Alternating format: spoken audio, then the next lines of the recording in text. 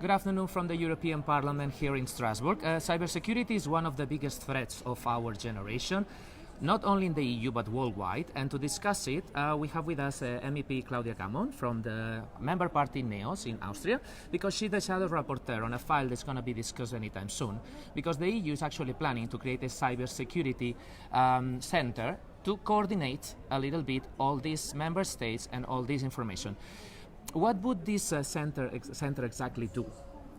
Well, what the center would do is to better coordinate how we spend research funding on cybersecurity. There are different programs, the Digital Europe program and the Horizon Europe program, where we spend money on cybersecurity, innovation, research and so on.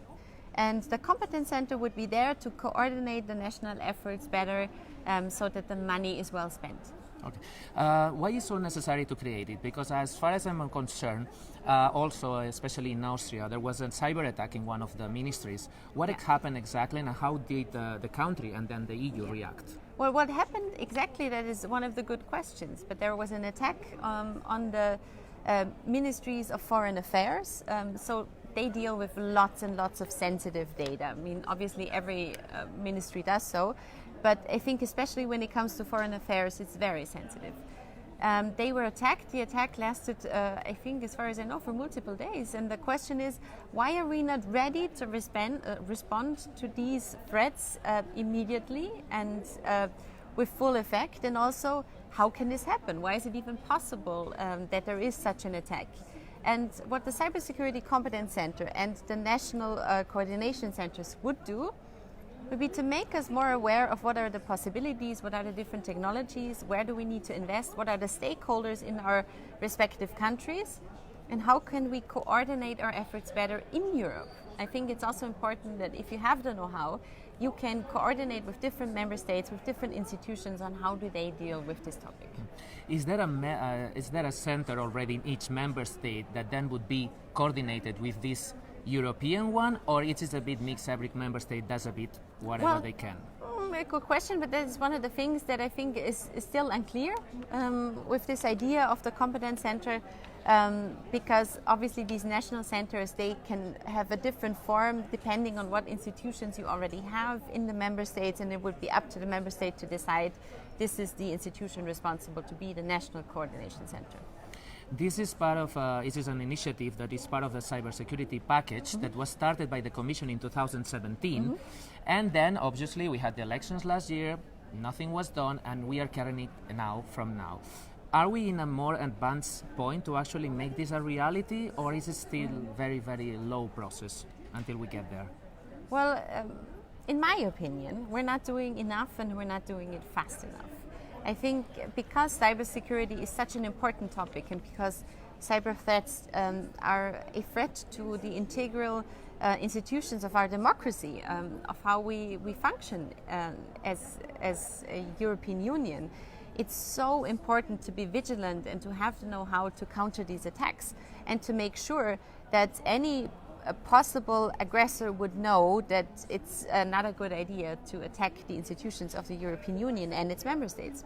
So I think we need to do more, we need to do it faster, and I do hope that also with the new Commissioner Breton, who is responsible for many of the issues in regards to cybersecurity, but also anywhere where we have to do also with security, and not just with the research angle on cybersecurity, but also with the security angle of it and the defense angle on it, we can do more, and we can get going with everything that has been stalled from the last legislature.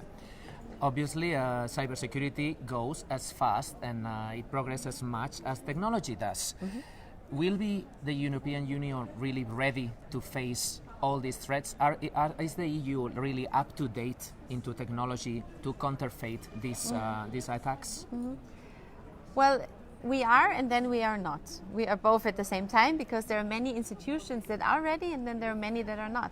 And I think one of the ideas also behind this competence center, that is one of the really good ideas, is that we can share the information that we have. So if one of the institutions, one of the member states, is really good at keeping its institutions safe in terms of cybersecurity, then we need to make it easier for them to share this knowledge and to share it with other member states that still need to do more. Basically, then with the cyber security, there's also cybercrime, obviously related. What is the EU doing to tackle any of these threats when it comes to any online payment? Because actually, we are going to a digitalization of the market in general, and non-cash payments are up to date. We all do online payments, so obviously, the more data we provide to the internet, the more vulnerable we become. What other mechanisms does the EU have in order to protect us as consumers when we do online payments? There is a directive in the works, as far as I know, to also make the non-cash payments more secure. However, I do think that this is something that needs a comprehensive approach. So you need to be aware that your personal data needs to be secure at all times. So it's not really something that you can pinpoint that we have a directive that keeps your non-cash payment safe. But if you are, if the necessary steps are not there to protect your other sensible data, then obviously anything that is also related to payments is also less secure. So it has to be a comprehensive approach. And this is what the European Union is doing and has been doing also with GDPR and other initiatives to make your online life in general more secure than it was before. And this is where we are one step ahead compared to the rest of the world. So it's not all bad. Also, one of the key tools that we need to make sure that this is going really well is to implement full-time everywhere the 5G connection in Europe. In which point are we in achieving a 5G connection that actually works at the whole EU level? Pretty far, I think, to be honest. There are some member states that are investing more and are more further ahead than others. I do think that it is in the interest of all member states that all member states get going with this topic. So, I mean, it's advantageous for the entire economy of the entire European Union. So, what good is it if one member state is ready to go with its 5G networks and others are not? However, there is this question of security in 5G, which is dependent on who provides the 5G network infrastructure. And for that, the debate is very much open on how to deal with Chinese providers like Huawei. Personally, I think that we need to be very vigilant in this topic. I mean, it's not something that you should do lightly and will regret later that you weren't, it wasn't important enough to keep these security threats in mind. China is not a democracy, and I think we sometimes forget this very important fact. And they have a different stance on human rights than we do, a different stance on individual rights, especially in the digital sphere, as we do. There is no free speech, there is no free media. And those are things that are important to us in Europe. It's our value base. And this value base translates also to decisions like who should we allow to build our 5G network. Obviously, it's easier to deal with companies that belong to the EU, like Nokia or Ericsson, but most of the providers that we use, either iPhone or either Samsung, for instance, they are not in the EU. How easy is to deal with them in order to achieve what we are actually discussing today? Well, I think in general, this also brings us to another topic, which is why are the two European competitors not competitive? And that brings us to a whole different topic. I think it shows us that we need to invest more. However, if you look at the share that both Nokia and Ericsson have together, it's pretty big. So it's not like we don't have any options. The question is, why are they not competitive on a global scale? And that is something that we should also discuss. So then basically going back to the beginning of this, there is this Cybersecurity Center. What are the next steps for the European Parliament or for the Commission to do? Do we have any new date when this is going to be voted, or what is next for us to do? Oh, we would love to know. It's up to the Council now. They have to decide on how they want to continue with this file, because the Parliament has already agreed on what their stance is on the Competence Center for Cybersecurity.